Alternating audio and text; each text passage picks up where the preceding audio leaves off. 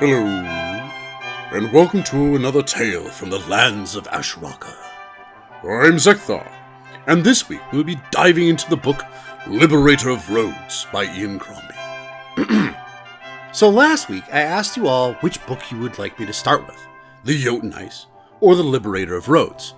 For all of you who voted and gave your 2 cents, you have my deepest thanks.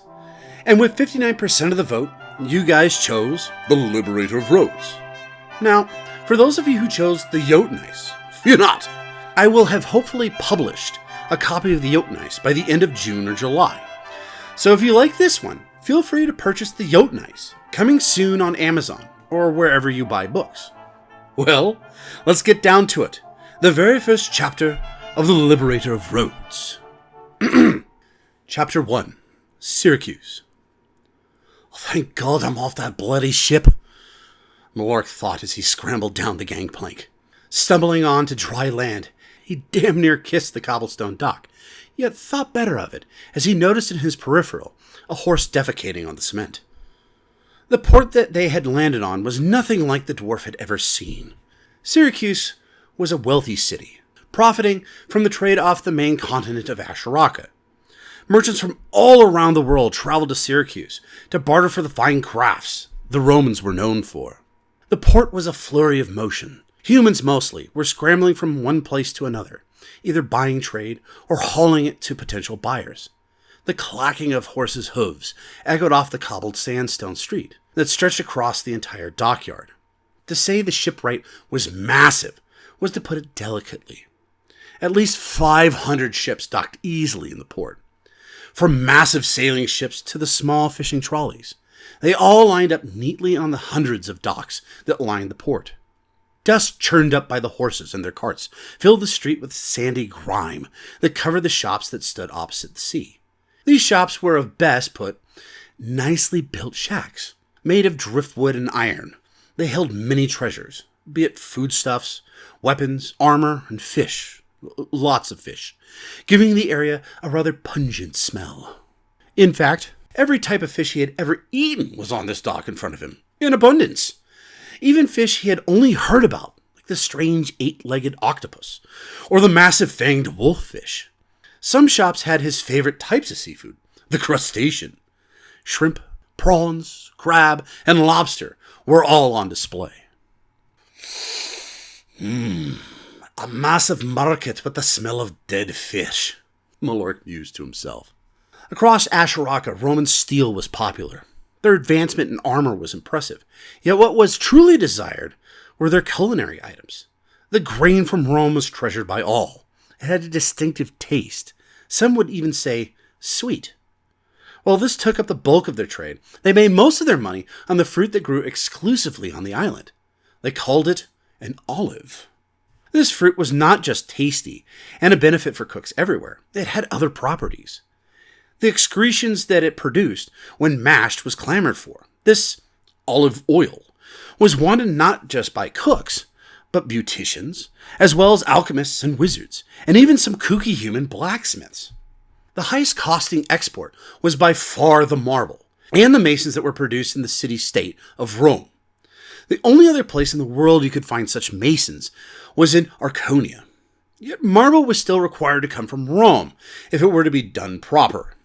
These thoughts zipped in and out of his head as he tried to calm his stomach. Closing his eyes, he took a deep breath and quieted both. With another exhale, he stood, ready to explore the city. Excuse me, are you okay? Came a gentle voice to his right. Feeling the earth beneath him gave him composure, and he nodded, saying, Aye, solid ground fills me with a comfort I didn't know existed. A light feminine chuckle that strangely held a baritone vocal responded. The strangeness of the tone caused Malork to find the source of the voice to his right, rather than the question itself. His eyes met the strangest dwarf he had ever seen. She stood as tall as him, about 4 feet, with crimson hair that was braided all the way to her ankles. She did not wear the heavy apron of a mason, but the simple tunic and long skirt of a merchant. The skirt was of a dark emerald, while the tunic was made of black leather. other than the broad 6-inch gold streak that ran from her neck between her large bosom to her belt. Her belt was studded with bronze and held a dull brown color. She wore a small heel, yet they were boots, something she could easily run in, yet gave her an inch or two. A dark ember was the hue of her boots, which shined in the sunlight, a sign they had just recently been polished. With her chuckle ended, a smile remained on her red lips, pronounced by the many freckles that splayed across her face. Her large sapphire eyes stood at half-mast, giving her a rather mischievous look. Malork was to say in the least intrigued. Best play this cool, he thought as he composed himself. "Oh!" he squawked. He romped a couple of times and closed his eyes, trying to get a hold of himself. Damn it! I faced demons, giants, and even dragons. Hell, I have faced the darn legions of the Dark Titan Babalus himself. We can do better. Composing himself once again, he opened his eyes and saw the gorgeous dwarf that stood before him. "Hi!" he said in a squeak. "Hello. Who might ye be?" Still smiling, she said, "Name's Helga Jernska, Magister Artis, and who might you be?" Having taken a little more control of himself, Malork bowed low. "Name's Malork, at your service." "From the looks of you, I assume you are not the captain of this ship, but a passenger?" she said, still somewhat bemused. Malork nodded with a grin. "Observant, eh, lass? Any chance you might be able to accompany me to where I might get a good dwarven stout? Romans have soft stomachs. All they had to drink on that wreck was wine." The look on the female dwarf's face changed slightly. It went from amusement to restrained politeness. Still smiling patiently, she said, "As nice as that sounds, I'm here to make sure that the ship you came in on pays its fees to Rome, as well as Syracuse. Besides," she added, smile dropping from her face, giving way to a stern look, "being the Magister Artis means I have certain standards of who I am to be seen with, and would not do well if I was seen with the likes of someone so poorly dressed as you." Malork's smile dropped. Helga continued. "Now, if you don't mind, commoner, would you please gather your wares in front of the ship, and I shall catalogue them and give you your tax fee as soon as I am done with the captain." She was about to turn and step onto the gangplank when a heavy thud caused her to turn back. A crimson-faced Malork had unslung his massive spiked mace from his back and smashed it into the ground. The cobbled road crunched underneath the weight of the weapon's head as it buried itself in the cement. "This be my wares, lass," Malork growled dangerously. If there was one thing Malork couldn't stand, it was arrogance.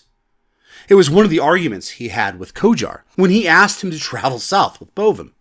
Of all the populace of the world, the only people that were known to be more self-centered than the Romans were the High Elves.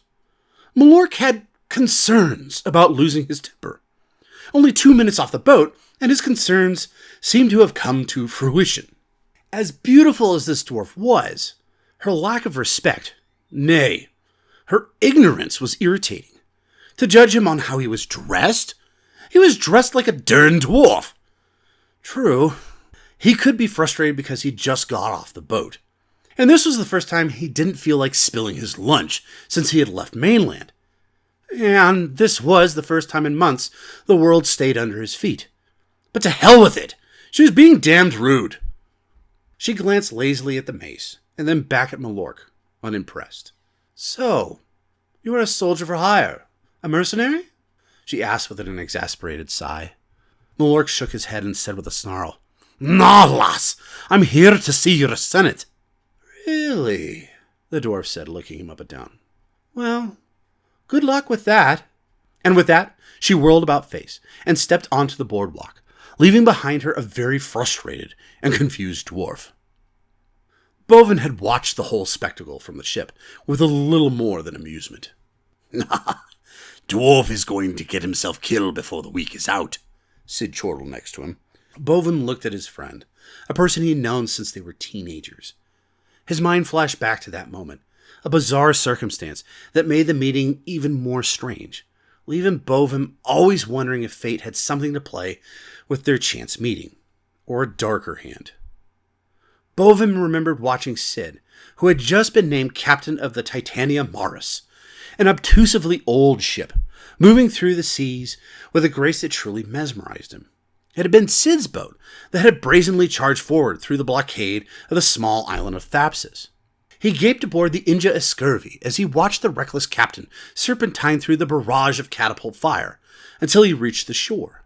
There he watched as a giant minotaur led a band of very un-Roman Romans towards the citadel of the island. Dwarves, elves, orcs, minotaurs, and the occasional human charged out of the ship towards the fortress. Later that night, Bovim met the massive minotaur Sid, and their friendship stuck.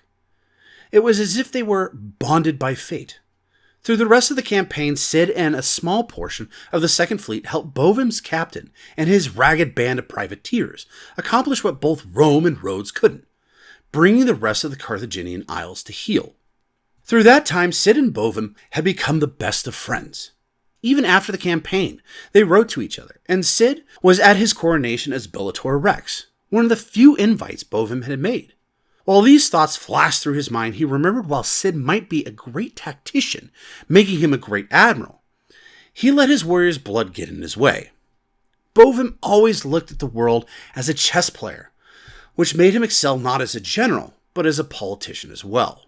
Thinking this a teaching moment, he raised an eyebrow and looked at his friend. Explain, please. Sid shrugged. The dwarf has a temper. If he had tried to strike the Magister, he would have been laid low by her 2 guards with crossbows. As I said, his temper will get him killed. Bovim chuckled and pointed to the Khan's adopted brother. Look closely, Sid. His second hand is holding one of his Franciscas. Sid squinted down at the dwarf. So? Shaking his large bovine head, Bovim continued. Look at his eyes. See how they dart to the left? He knows he has 2 enemies behind him, and he's ready to move and throw. Sid looked at the spectacle more closely. Then, seeing what his cohort saw, his eyes widened. How could he possibly know? Bovin shrugged. Can't really say. Perhaps because one of his adopted brothers is a poison troll and taught him a few tricks, or he has simply been out on the road for as long as he has. I couldn't tell you, but what I can tell you is I pity the foolish mortal that thinks that they can best him. The smile dropping from his visage, Bovin turned and looked at his friend in the eye, stating, Violence is akin to him, and from what I have seen him do on the battlefield, Mars is truly his father. Gesturing at the dangerous dwarf, he continued his statement in the darkest of tone. I have seen the dwarf destroy imps by the 100, and see giants flee from his mace. Take my words as truth, Sid. Never get on the bad side of Malork Hellbringer. It will most likely be the last thing you ever do. Helga was irritated. How dare that dwarf on the dock treat her with such disrespect? To even think to ask me for a drink. Him in such a lowly station, a meager plebeian? It was obtuse, obscene, improper, crude, and... Gah! It was simply ridiculous. Romans took the status of life very seriously. A plebeian asking to court an appointed officer of the Senate, it was laughable. And then that crazed person would be flogged for his impertinence. Well, for most Romans. Her being a foreigner, the laughing would ensue, but unfortunately, she was not gifted with the benefit of flogging those that disrespected her in such a manner. Under the consultation of Maximus Gaius, she flourished, gaining the respect she deserved. Yet there was still work to make her equal to her fellow Romans. Harumphing to herself, she stormed up the gangplank and barked out to the 2 minotaurs, watching the whole affair. Who's in charge of this ship? I am, one of the 2 said. Looking at the 2, she was slightly surprised. Shocked enough that it made her forget about the troublesome dwarf on the dock. The minotaur that had spoken was enormous, even for one of his kind. Standing at 7.5 feet tall, the creature was massive. At the shoulder line, he was probably 3.5 feet wide, and most likely he weighed 400 pounds. He was built like a ship brick house. He oozed strength. His arms were the size of boulders. His legs looked as if they could lift mountains. Very much like the marbled statue of the Domus Commercia. Those great statues of Mars, Jupiter, and Neptune, yet far more barbaric. Coarse black hair covered most of his body, other than his chest and arms. His skin bronzed from many days in the sun on the deck of the ship. He looked to be the most impressive minotaur she had ever seen. "Definitely a sailor, though," she mused, as she took in his muscular frame. He wore no shirt, which showed off the many tattoos on his chest, each art full of dancing dragons, ships, or barbaric writing she could only assume was Carthaginian, or more likely, Gullir. His arms were covered in tattoos as well, but these were colored a darker red, and were simple swirls that zipped over his arms. Across his back was a massive two-headed axe, typical for his species. A single brass bull ring ran through his nostrils, and his horns went straight out and then hooked up at a 90-degree angle. The horns reminded her of the strange breed of cattle from Edinburgh, called a longhorn. His eyes were red and held a fire in them that most men would mean their destruction, yet every woman would think exciting. His companion was of the same build, yet about a foot shorter than the captain, and probably 50 to 70 pounds lighter. His chest was slightly broader, yet he covered it with a simple red Roman tunic. As opposed to his comrade, whose belt was a dark brown, this bullman had a red sash that he used as a belt. His eyes were of a dark brown color, and seemed to hold much more intelligence, rather than a fiery contempt for the world, while the giant standing next to him held a tone of action. The smaller of the two held a thoughtful gaze, much like that of a chess player. Both seemed to look at her with slight amusement, which irritated her even more. These were lowly minotaurs. With a growl, she said, "You have garnered yourself a ship, Bovis. But I am still Magister Artis, Helga Jenska, and while docked at my port, you answer to me." The captain's eyes flared. With a snort, he said, "Garnered? I run the damn fleet." Flabbergasted, all Helga could respond with was, "Fleet?" The brown-eyed minotaur grinned with a nod. "Right. He is the commander of the Second Fleet of Rome. The very fleet that brought the 4 legions of Rome and the 7 companies of Carthage to the main world to challenge the Titan of Evil." Helga couldn't help herself. Her jaw dropped. It took her a second to find her voice, and she could only manage to squeak out, "You're Prefectus Rodrigo Diaz?" Standing at his full height, Sid nodded, barking out, "Correct! And who dare come aboard my ship and give me orders, magistrate?" Before she could think of what to say, her mouth was already formed the words and blurted them out. "Helga Jernska, Magister Artis." "Well, Magister, we are under the orders of Pompey Magnus himself, so there's no need for you to be on this ship to collect taxes. We do the Senate's work." She bent a knee and humbled herself before the Prefectus, saying, "Of course, sir, but there is something you should know." "Which is?" "While you have been away, the old consul died. Pompey has gone to be with Jupiter in the Pantheon." "Who takes his place?" the second Minotaur asked. "Nero Graxus," she responded. Shaking his head, the second Minotaur muttered something under his breath, and if she had heard him right, it was most definitely slander. Her brain was catching up with the events that were taking place now, and realized something that unfortunately made her jaw drop yet again. "You're Bellator Rex, Bovim Ironhoof, aren't you?" she said, somewhat dumbfounded. The brown-eyed cowman bowed slightly, with a slight smile. "In the flesh." "That means that the 2 Lucian brothers sail with you," she said with ecstatic glee. Bovim frowned slightly, hearing the eager dwarf's cry. He was simply the servant of the heroes of Rome. He was personally responsible for helping turn the tide of the final battle, ultimately saving the entire world. His hubris subsided with an amusing plan. "Octavius!" the general bellowed, with a sly smile on his face. His ears picked up the slight creaking from the ship's hull as the Romans slowly emerged. From the look of the man, he had been sleeping as he stepped onto the deck. His eyes bagged by dark circles, the frown on his face showed that the Sandman himself had just visited him, and unless this was important, he would skin Bovim alive. "My apologies, Octavius. I did not know you were sleeping.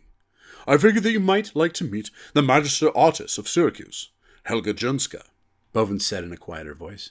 He honestly hadn't known the Roman had been sleeping, and was truly sorry for waking him. The human wiped the sleepy bugs from his eyes with a tired hand, but as soon as his hand was removed from his face, his usual smile took place of the tired scowl. "I would be honored to meet the Magister. Thank you, friend Bovin, for waking me," he said with a grin. Bovin snorted quietly in wonderment. ever the politician. While both brothers were leaders, Octavius was rising quickly through the Senate. He held the title of praetor, yet the savvier of the two held a higher seat in the Senate, most unusual for someone of his age. His brother, on the other hand, more of a tribute to be there, thanks to Octavius. Truly a downfall of the Republic, Bovin mused. Julius is the greater leader of men, yet has to skulk in the corner of the Senate simply because he lacks a smile. While Octavius went with his brother to gain glory simply to pad his resume for consul, Julius went to defend Rome. Not for glory, not for political gain. He simply did it because it was right. The Senate, Bovin snorted to himself. What a foolhardy place that Roman nobles think they can do better for the common man. Simply a place for brooding vipers. Rome's social structure was built under three guilding forces, yet all fell under the control of the Senate. One was the ruling class that built up half the Senate. Noble families of wealth supplied much of the commerce of Rome. Being landowners, they controlled the wealth of the country. While wealth could buy you many a shiny thing, there were few of these nobles. Long ago, the common people, infuriated by the yoke of wealth of these nobles, rose and forcibly made their voices heard. The common people, also known as the plebeians, fought a bloody conflict against the nobles 2 centuries ago to force themselves to be heard. They controlled the second half of the Senate. Both sides of the table were voted on every 5 years. The mob voted for one side, the aristocrats for theirs. The Senate voted on laws and assigned offices such as magisters like Helga, and other offices of note, like the 2 brothers, both being praetors. Quaestors, praetors, and the most prestigious office, consult, were normally recruited within the Senate. The Senate voted for the third and most powerful form of power, the consuls. Every 6 years, 3 vetoing seats were elected by the Senate. One was chosen by the plebs, and he was not a consul, yet he wielded many powers the consuls did. He was known as the tribunus plebis, or more commonly known as the tribune of the people. He had the ability to veto the state, yet was also voted on by the people of Rome, not the Senate.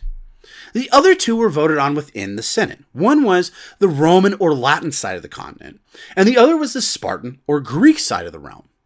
This had been decided when the last king of the Greeks, noble Leonidas, who had helped the Romans overthrow their tyrant king, Lucius Tarquinius. After defeating the mad king, Leonidas helped build a new nation, where Romans and Greeks were equal and governed not by just one man, but by a body of the strongest and wisest minds on the continent. He helped build a republic and was named one of the first consuls of Rome, followed by the Roman side, Lucius Junius Bruttius. To this day, both sides of the island were represented in the Senate. To go against this was to go against the will of Jupiter himself. When the uprising occurred 200 years ago, that was when the office of the tribune was established. For those that worked within the system as politicians, keeping the plebs happy, as well as the officers assigned by the Senate, was very important. Almost an art within itself. An art that Octavius was a master of. Striding across the deck, Octavius outstretched a hand, pummeling the dwarf's hand enthusiastically, saying, "A pleasure to meet the artist herself. How fares the city?" The dwarf was taken in immediately by the friendliness of the human, and chuckled with glee. "Oh, things continue to prosper in Syracuse. Not as well under the new consul, but there is normally a downshift in revenue when a consul first takes office." Octavius nodded sagely. "Indeed. That is normally the case. Alas, I am slightly confused. I thought the office of consul was to be voted on next year. What is this talk of a new consul?"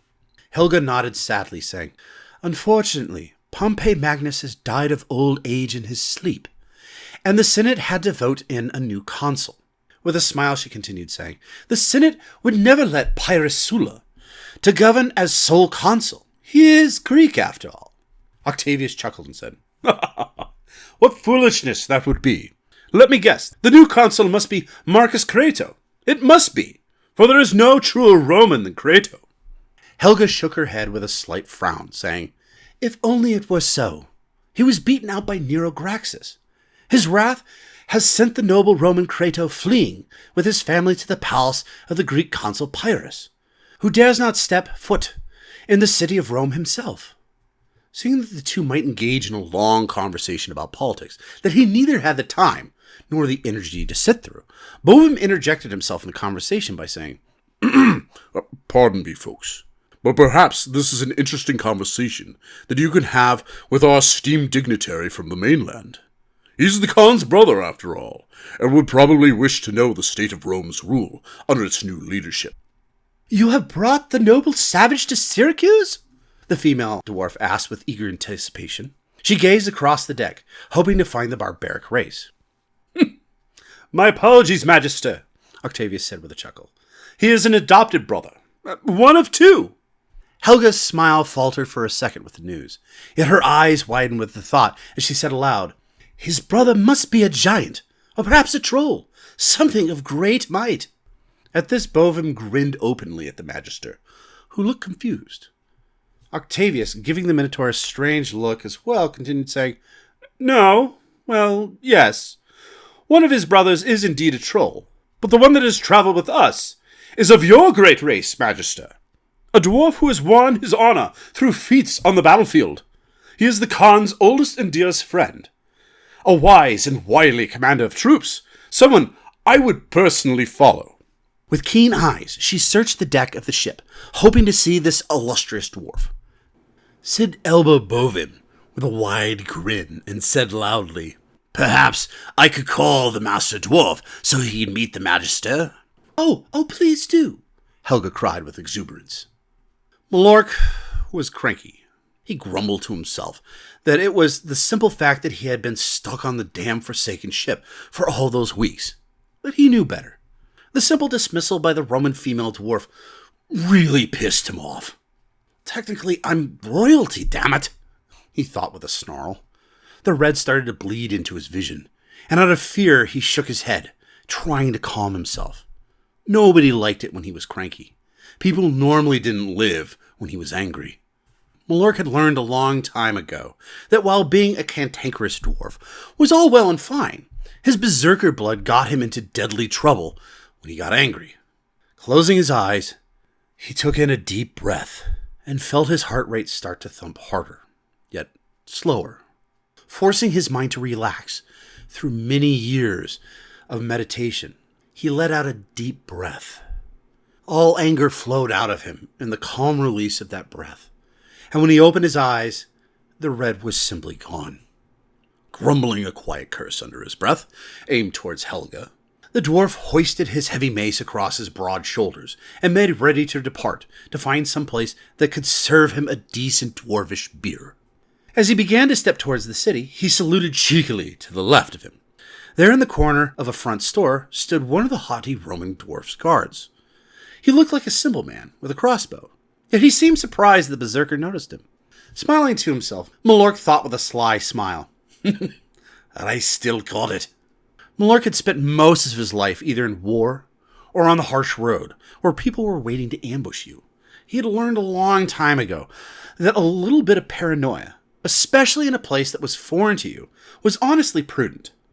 One could say he had developed a sixth sense, but that would be inaccurate. It was simply training and experience. When he had slammed the mace down, his senses began to stretch outwards, trying to discern any perils that might cause him harm. His ears had picked up the clicking of a crossbow bolt being snapped into place, while further down the road he had heard a sword being drawn from its sheath.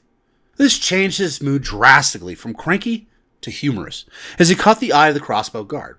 He seemed surprised that he even recognized his presence.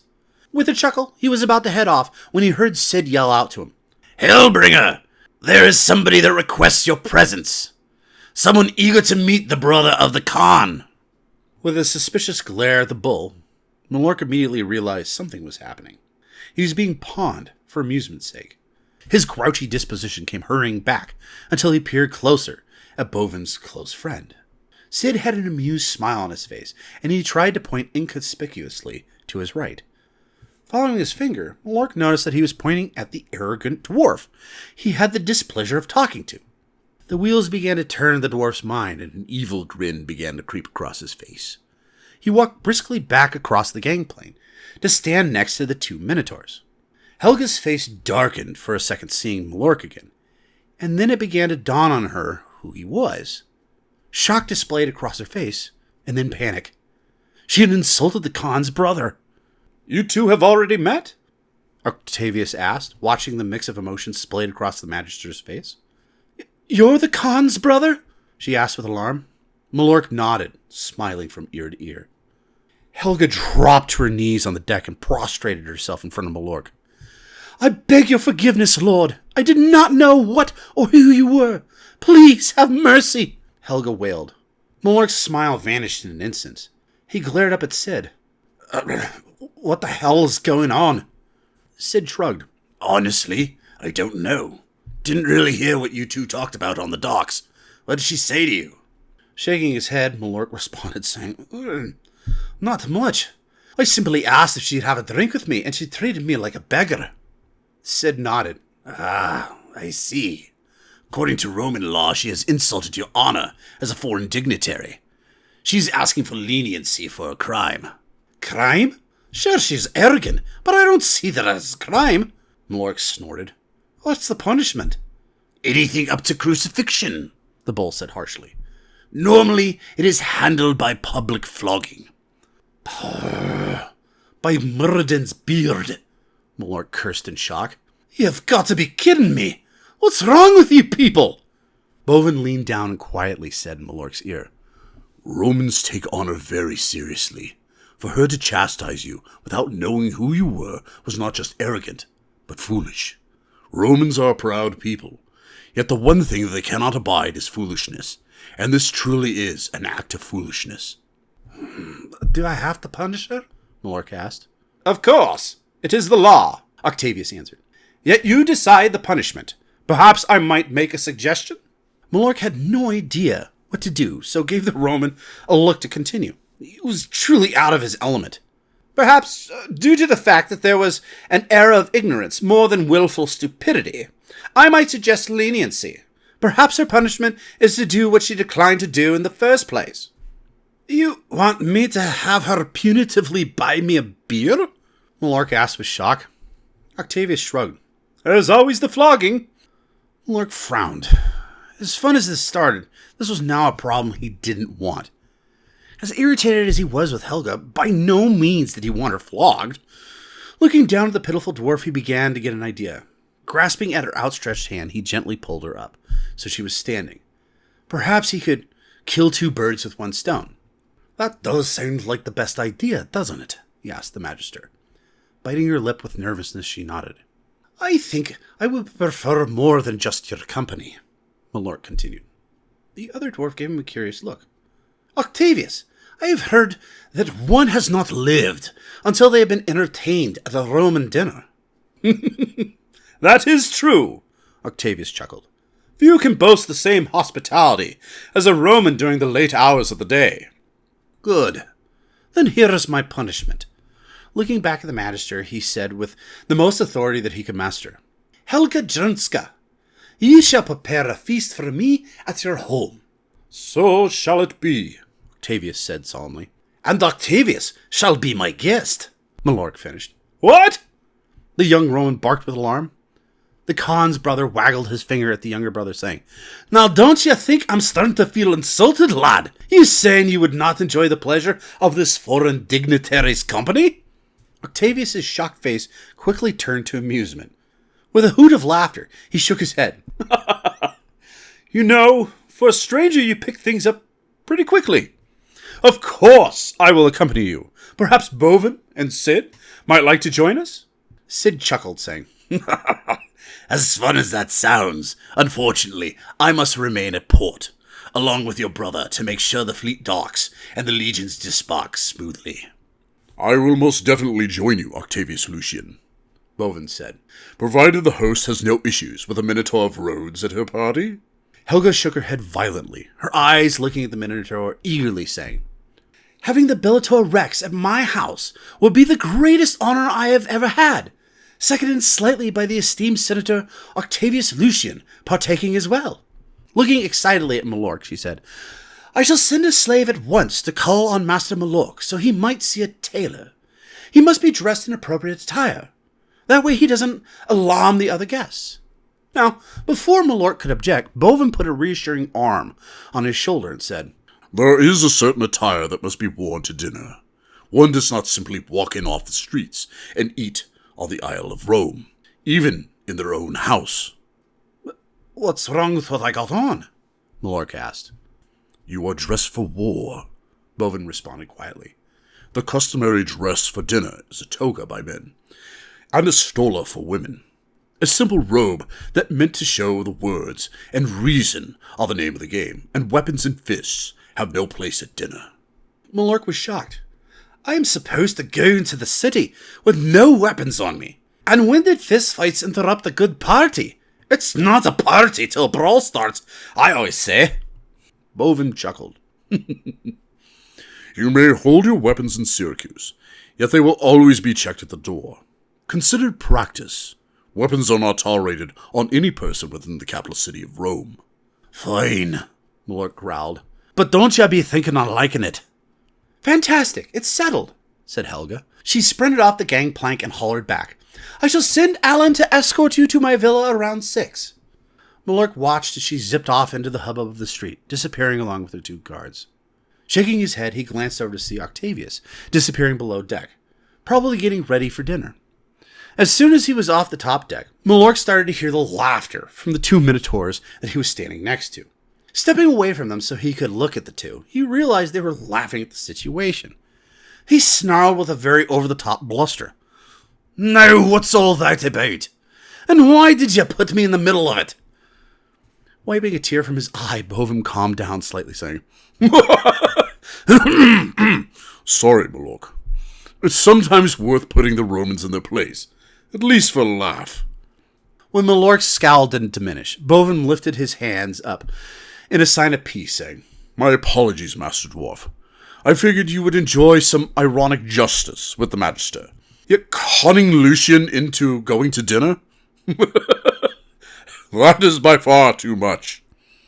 Aye, comeuppance is something I enjoy, but you didn't have to put her on the chopping block, Malork growled, somewhat deflated. Sid shrugged with a grin. True, but honestly, was it worth it in the end? Malork sighed. He felt incredibly old at that moment. For the last few years, he had been in the company of many races, some long allies with the dwarves, some long-hated rivals. Yet they all pulled their weight for the common good. They pulled for survival. Living through that, he'd learned some things. He'd become more amicable. He wanted to teach these 2 a lesson, but how? True, in the end, they had been smart enough to figure out how it would play out, but what if they were wrong? You know, I don't know the damnedest things about politics, Malork said slowly. Yet, you must wonder, what if Octavius hadn't suggested a beer? Perhaps to keep with tradition, I accepted the flogging. Who'd administer it? You? Sid shook his head. Only you could conscribe the beating because you were the one insulted. With a stern glare that put both the mischievous minotaurs on their heels, Malork tapped the head of his mace on the ship deck. The dwarf said in a dark and no-nonsense voice, You put me in such a predicament again, and I'll introduce you to my idea of politics. Speaking his piece, he stormed off the ship. Malork! He heard Bovin call. Turning to glance at the large bovine, he was surprised to see him bowing deeply, and then said respectfully, My apologies. We did not mean to put you in such an ignorant position. It will not happen again. You have my word. The dwarf nodded with a dark glare and departed the ship for the second time. Carcass! By Neptune's beard, you weren't kidding, Sid swore as soon as the dwarf was out of earshot. The Khan's brother has Ma's eyes. Stroking his unkempt hair back across his scalp, Bovin nodded in agreement.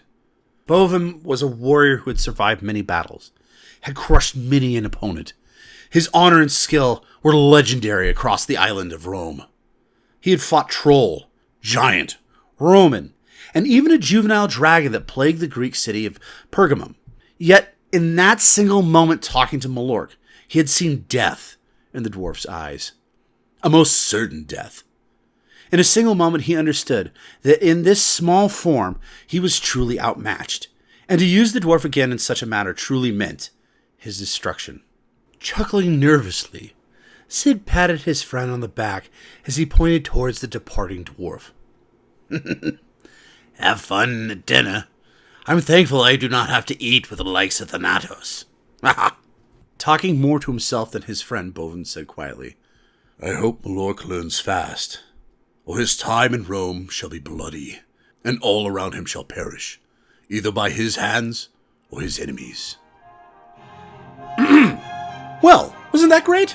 Now, join us next week for Chapter 2, Invictus Bellina. If you enjoyed this chapter, feel free to like, follow, and subscribe. And if you really enjoyed this, feel free to support us on our Spotify channel or our YouTube channel, Tales of Asharacka. Have a great day. And as always, until next time, this is Zeckthar, signing off.